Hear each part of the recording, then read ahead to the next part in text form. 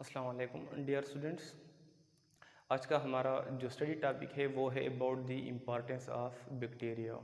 तो जिधर भी इम्पॉर्टेंस का वर्ड आता है, इम्पॉर्टेंस का सिर्फ ये मतलब नहीं है कि हमें सिर्फ इसके फ़ायदे होंगे, बल्कि अगर किसी चीज़ के नुकसानात हैं तो वो भी हम इम्पॉर्टेंस में लेते हैं, इसलिए कि हमें उस नुकसान से आगाह होना चाहिए कि लेट सपोज़ यहाँ पे हम बैक्टीरिया की बात करते हैं कि बैक्टीरिया के हमारे लिए की क्या नुकसानात हैं, तो हम उन नुकसानात से अपने आप को बचाते हैं, लिहाजा वो भी हमारे लिए क्या है, एक इम्पॉर्टेंस हैसियत रखते हैं। तो सबसे पहले हमारे पास है इकोलॉजिकल इम्पॉर्टेंस। इकोलॉजिकल इम्पॉर्टेंस, जिधर भी इकोलॉजिकल इम्पॉर्टेंस या इकोलॉजी का वर्ड आएगा, इसका मतलब ये है कि इसका इन्वामेंटल रोल क्या है, इसका इन्वामेंट के अंदर क्या रोल है। तो यहाँ पे चूँकि हम डिस्कस कर रहे हैं बैक्टीरिया को, अब बैक्टीरिया का इन्वामेंट में क्या रोल है।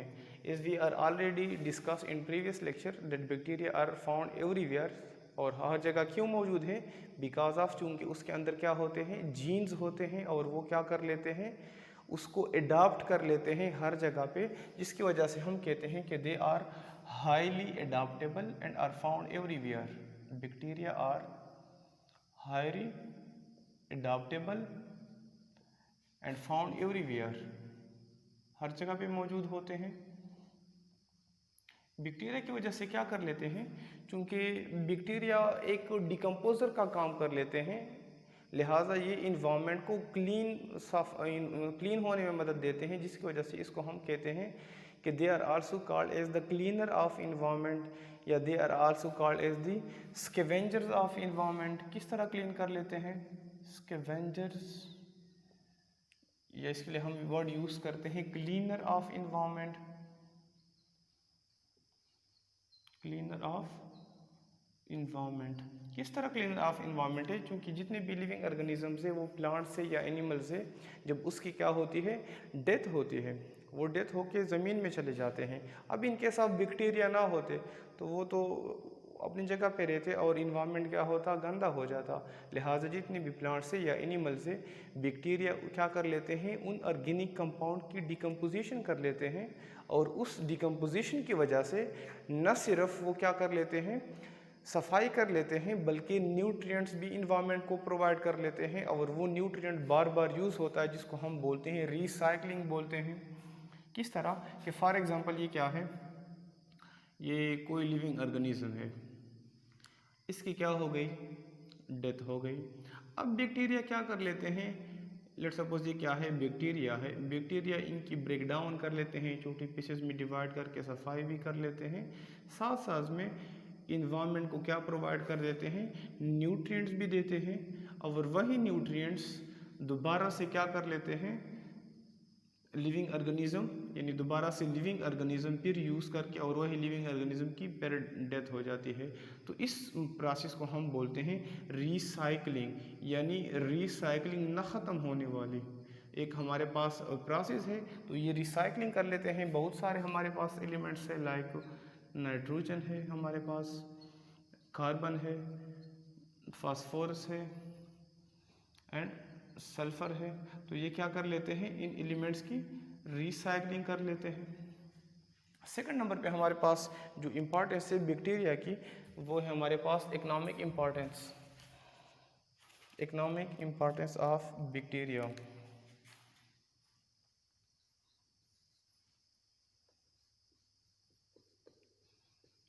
इकोनॉमिक इम्पॉर्टेंस, जिधर भी इकोनॉमिक का वर्ड आएगा, इकोनॉमिक बोलते हैं मईशत को बोलते हैं, मनी को बोलते हैं, पैसों को बोलते हैं। अब बैक्टीरिया की वजह से हमारे नुकसानात क्या क्या हैं, और हम इसकी वजह से गेन किया क्या। तो हम पहले आते हैं लॉसेस की तरफ आते हैं कि बैक्टीरिया की वजह से हमारे कौन कौन से लॉसेस होते हैं। तो bacteria play major role in the spoilage of food. ये क्या कर लेते हैं, स्पॉइलेज ऑफ फूड, यानी जो हमारा खुराक ख़राब हो जाता है बैक्टीरिया की वजह से, तो ये खुराक तो न सिर्फ हमारे घरों के अंदर ख़राब होता है, बल्कि जो बड़े बड़े स्टोर होते हैं या वहाँ पे बड़े बड़े इंडस्ट्रीज़ होते हैं, वहाँ पे अगर स्पॉइलेज ऑफ फूड हो जाए तो वो क्या है, एक किस्म की लॉज है, नुकसान की बात है, इकनॉमिक लॉज है। सेकंड नंबर पे ये है कि प्लांट पैथोजेंस होते हैं। What are pathogen? Pathogen are those organisms या pathogens which cause disease in plants. तो प्लांट्स पैथोजन का वो ये मतलब है कि वो ऑर्गेनिज्म जो कि प्लांट के अंदर क्या काज कर लेते हैं, डिजीज़ काज कर लेते हैं। तो प्लांट पैथोजन क्या कर लेते हैं कि फॉर एग्जांपल लार्ज एरिया पे प्लांट्स पैथोजन आ गए, उसने प्लांट को डैमेज किया, फसलों को डैमेज किया, तो इसकी वजह से जो हमारी एग्रीकल्चर इंडस्ट्रीज़ है उसका क्या होता है, काफ़ी नुकसान होता है। एग्रीकल्चर इंडस्ट्री, अब हमारे पास शॉर्टेज ऑफ फूड आ जाते हैं। अगर हम गेन की बात करते हैं कि इकनॉमिक इम्पोर्टेंस की वजह से हम यानी क्या गेन कर लेते हैं, हमने क्या गेन किया अभी तक बैक्टीरिया की वजह से, तो फूड में भी हमने बहुत सारा प्रोग्रेस किया है। सिंपल अगर मैं बताता जाऊं, जिस तरह घरों में दही है, योगर्ट है, ये भी हमारे पास बनती है बिकॉज ऑफ बैक्टीरिया के प्रोसेस के ज़रिए बनती है। अगर हम ड्रग्स की बात करें कि हमने क्या ड्रग्स अचीव किए with the help of bacteria, तो हमने बहुत सारे एंटीबायोटिक्स बनाए, हमने वैक्सीन बनाए हैं। इस तरह हम बना रहे वैक्सीन हेपेटाइटिस बी के लिए, तो ये हमने किस किया, अचीव किया बिकॉज ऑफ बैक्टीरिया के बेस पे। अगर हम बायोटेक्नोलॉजी की बेस पे बात करें, बायो टेक्नोलॉजी, तो जिस तरह हम क्या कर लेते हैं, हमने ग्रोथ हार्मोन बनाते हैं या हम इंसुलिन बनाते हैं, तो ये किसकी, वहाँ पे हम बैक्टीरिया को यूज़ करके क्या कर लेते हैं, इन सब्सटेंसेस को, इन ड्रग्स को, इन एंटीबायोटिक्स को क्या कर लेते हैं, बनाते हैं। थर्ड हमारे पास जो रोल है about the importance of bacteria, वो है मेडिकल इम्पोर्टेंस है।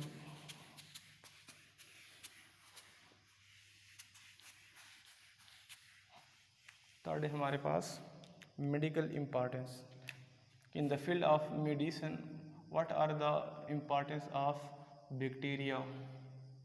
तो मेडिकल इम्पोर्टेंस के हवाले जब हम बात कर लेते हैं, तो हमारे पास बहुत सारे बैक्टीरिया हैं जो कि क्या है, ह्यूमन पैथोजन से, जो कि ह्यूमन के अंदर क्या कर लेते हैं, डिजीज़ काज कर लेते हैं, ह्यूमन पैथोजेंस होते हैं। अबाउट जो हम अभी तक वेल नोन स्पीशीज़ है बैक्टीरिया की, अबाउट 200 स्पीशीज़ है बैक्टीरिया के, जो कि वो क्या है, ह्यूमन पैथोजन से ह्यूमन के अंदर क्या काज कर लेते हैं, डिजीज़ काज कर लेते हैं। लेकिन कुछ बैक्टीरिया ऐसे कि वो नॉर्मली इनहिबिट कर लेते हैं ह्यूमन बॉडी के अंदर, वो डिजीज़ काज नहीं करते बल्कि नॉर्मली रहते हैं।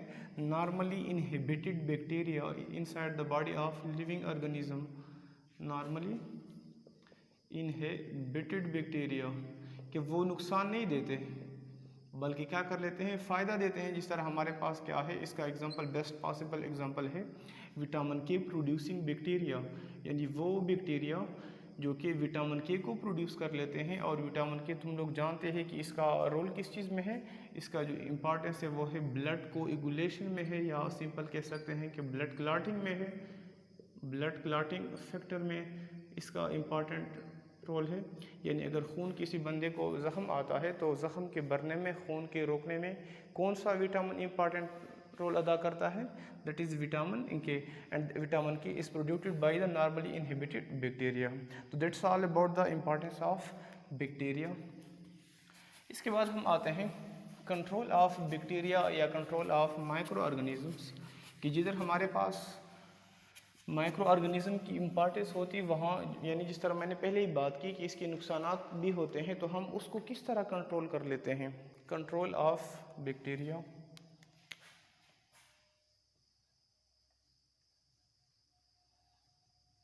क्योंकि बैक्टीरिया आर फाउंड एवरीवेयर, लिहाजा हम उसको क्या करेंगे, कंट्रोल करेंगे। अगर हम उसको कंट्रोल ना करें तो वो क्या काज कर लेते हैं, डिजीज़ काज कर लेते हैं, स्पॉइलेज ऑफ फूड काज कर लेते हैं, प्लांट पैथोजेंस होते हैं जो कि एग्रीकल्चर इंडस्ट्रीज़ में क्या कर लेते हैं, नुकसान देते हैं, या मेडिकल की फील्ड में हम उसको क्या कर लेते हैं, कंट्रोल कर लेते हैं। अदरवाइज़ हम उसको कंट्रोल ना करें, in case of let suppose हम क्या कर रहे हैं, किसी बंदे का ऑपरेशन कर रहे हैं, अब क्या हमारे पास मेडिकल इक्विपमेंट्स है, उसके साथ कोई बैक्टीरिया लगे हुए हैं, अब हम क्या कर लेते हैं, ओपन सर्जरी कर रहे हैं, तो वो इन इक्विपमेंट्स को यूज़ करके जिससे हम सर्जरी करें, तो उस बंदे के जो डिजीज़ ये जो पेशेंट बंदा है उसकी बॉडी में क्या हो जाएंगे, इंसर्ट हो जाएंगे, जहाँ पे क्या काज कर लेते हैं, डिजीज़ काज करेंगे।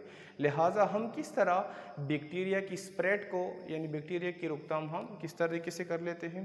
तो इनके हमारे पास 3 मेथड्स हैं। एक होता है फिजिकल मेथड, फिजिकल मेथड है, एक हमारे पास केमिकल मेथड है और एक है वैक्सीनेशन। तो सबसे पहले हम यूज़ करते हैं फिजिकल मेथड्स में। फिजिकल मेथड में हमारे पास एक प्रोसेस है जिसको हम बोलते हैं स्टेरिलाइजेशन। स्टेरिलाइजेशन स्टेरिलाइजेशन प्रोसेस हम करके, यानी स्टेरिलाइजेशन का जनरली मतलब होता है किसी चीज़ की सफाई करना, किसी चीज़ को साफ़ करना। लेकिन स्टेरिलाइजेशन मेथड्स एक ऐसा प्रोसेस जिसमें हम माइक्रो ऑर्गेनिजम्स को, न सिर्फ बैक्टीरिया को बल्कि बहुत सारे माइक्रो ऑर्गेनिज्म लाइक हमारे पास वायरसेस है, उसको हम क्या कर लेते हैं, कंट्रोल कर लेते हैं और हम यूज़ करते हैं फिजिकल एजेंट्स को यूज़ कर लेते हैं। Process in which we use physical agents to control the microorganism. So what are physical agents? Physical agents are those agents which use in the subject of physics. जिस तरह हम physics में use कर लेते हैं कि for example हमारे पास क्या है फिजिकल एजेंट्स में, लेट्स सपोज मैं कहता हूँ कि हमारे पास हीटिंग है, इसी तरह हमारे पास रेडिएशंस है, हमारे पास गैस है, हमारे पास फिल्ट्रेशन है। यानी फिजिकल मेथड्स जिसमें हम फिजिकल मेथड यूज़ करते हैं और माइक्रोब्स को, माइक्रो ऑर्गेनिजम्स को या बैक्टीरिया को हम कंट्रोल कर लेते हैं, तो उस प्रोसेस को हम क्या नाम देते हैं, स्टेरिलाइजेशन का नाम देते हैं। तो सबसे पहले हमारे पास है हीटिंग। हीटिंग यानी फिजिकल एजेंट जब हम यूज़ करते हैं तो उसमें पहला हमारे पास है हीटिंग। हीटिंग की भी अगेन 2 मेथड्स हैं। एक हमारे पास है ड्राई हीट है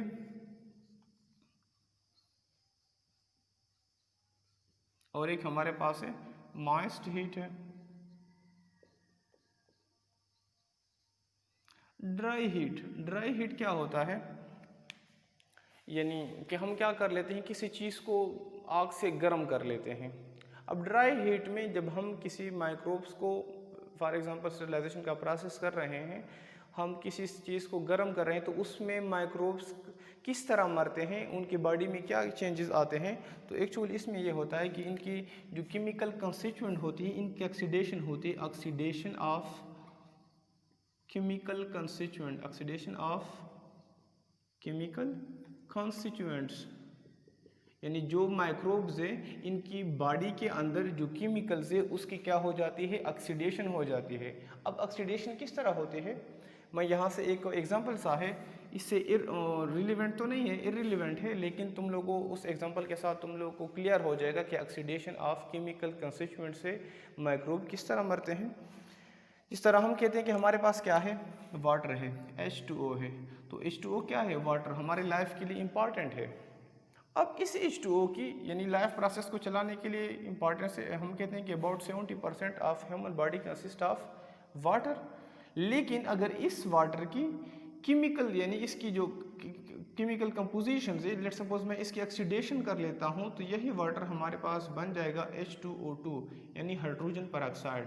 और ये हाइड्रोजन परऑक्साइड फिर हमारे लिए क्या होगा, नुकसान होगा और इससे क्या होगी, हमारी डेथ होगी। तो इसी तरह माइक्रोब्स के अंदर भी इनकी जो केमिकल्स होते हैं इनकी ऑक्सीडेशन हो जाती है। जिस तरह इनके क्या होते हैं, इंजाइम्स होते हैं जो कि फंक्शनल प्रोटीन्स है, वो डीनेचर हो जाते हैं और उनके डीनेचर की वजह से वो जो माइक्रोब्स से बैक्टीरिया हैं वो क्या होते हैं, मर जाते हैं।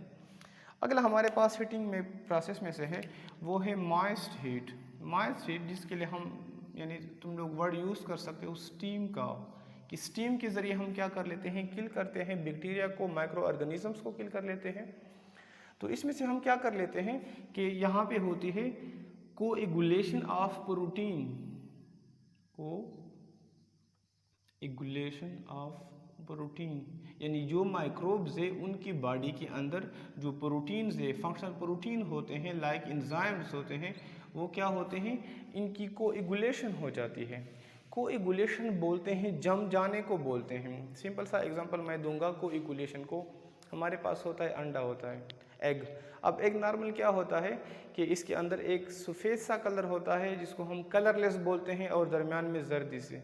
लेकिन जब हम इसको, और होता किस स्टेट में है, लिक्विड स्टेट में होता है। लेकिन जब हम उसको बॉयल कर लेते हैं, हीट दे रहे हैं, तो क्या होता है कि जो कलरलेस पोर्शन था वो वाइट हो जाता है और लिक्विड से सॉलिड में आ गया। लिहाजा कलरलेस से कलर में आना, लिक्विड से सॉलिड में आना, जम जाने को इसको बोलते हैं कोएगुलेशन बोलते हैं। तो जितने भी एंजाइम हमारे पास होते हैं वो सॉल्युबल फॉर्म में होते हैं। किस फॉर्म में होते हैं? सॉल्युबल फॉर्म में। लेकिन जब हम उसको स्टीम देते हैं तो वो सॉल्युबल से हमारे पास क्या आ जाते हैं, सॉलिड फॉर्म में आ जाते हैं, कोएगुलेशन हो जाते हैं और वो अपना फंक्शन परफॉर्म नहीं करता। अगला जो हमारे पास स्टेप्स है स्टरलाइजेशन के फिजिकल एजेंट्स में, वो है अबाउट द रेडिएशन।